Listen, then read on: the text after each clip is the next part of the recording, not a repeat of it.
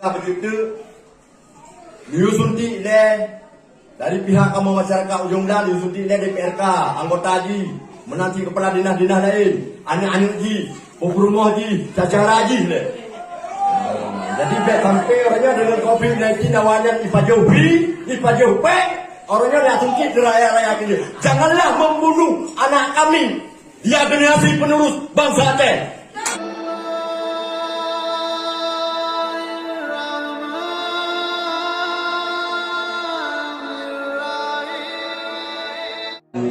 Para bapak kepala sekolah SMP Luanda dan ibu SMP Luanda Kota Lusmawe, dan menancing menghormatkan tuan ke wali-wali murid yang kaptruh pak tempat yang berbahagianya bagi lagi nyorba yang lagi rapat tahun 90-an sebetulnya dinas pendidikan Kota Lusmawe harus dipikir dipahami ipa urun di luar yang lagi sama dia yang dipikir yang PPTN yang kepala dinas pendidikan PPTN anak ya rumah gula ya kalian putra ya akan kejadian lagi yang rupa gede yang rapatnya lagi rapat dan gue kami tidak jadi ya bapak pegangannya tiganya jalankan tugas tentang high COVID-19 kayaknya jalankan tugas itu yang tak terima kayaknya jalan tugas. Tapi, lum secara pribadi, anak lum baik nusunti.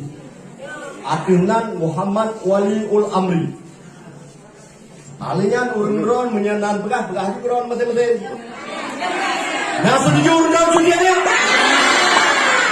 Urun-urun nah setuju? Ya, kepala pula akan gedinga dan Pak Kadis pun akan gedinga.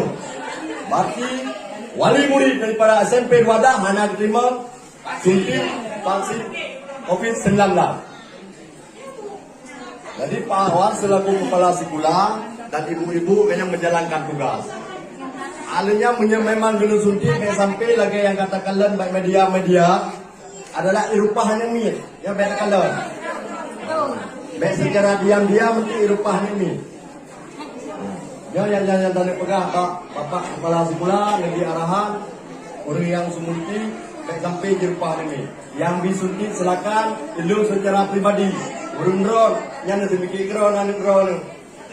Kami anak dua ni be. Tapi itu di tahun ni anak hang beli sendiri. Saya tengah tendu. Nampak lelaki maaf kan biwat teh kelur.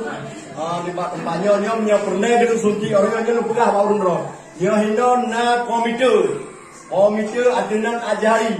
Dia bidang komisi D. Tapi ji orang yang rumah sekolah kami jak orang yang tahu. Nyorun jumlah, berapa haji jak kena kalau minta ki malai dah jak dari baku. Yang tengok pilih yang bawah.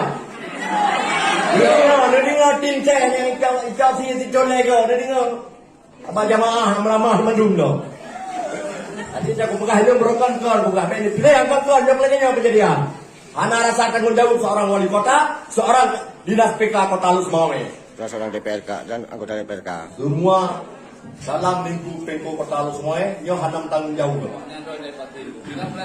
Yo dinas-dinas pihana di pasir. Ada kalam. Tadi etno mentang Pak Kepala kan di Wate Kelun mengenasi berehat. Lalu pegah begitu diusunti dari pihak kamu masyarakat Ujung Dah, diusunti DPRK, anggota ji, menanti kepala dinas-dinas lain, anak-anak ji, rumah ji, cacara ji Jadi sampai orangnya dengan COVID-19 awalnya ipajauhi, orangnya langsung ke raya-raya ini. Janganlah membunuh anak kami, dia generasi penerus bangsa teh.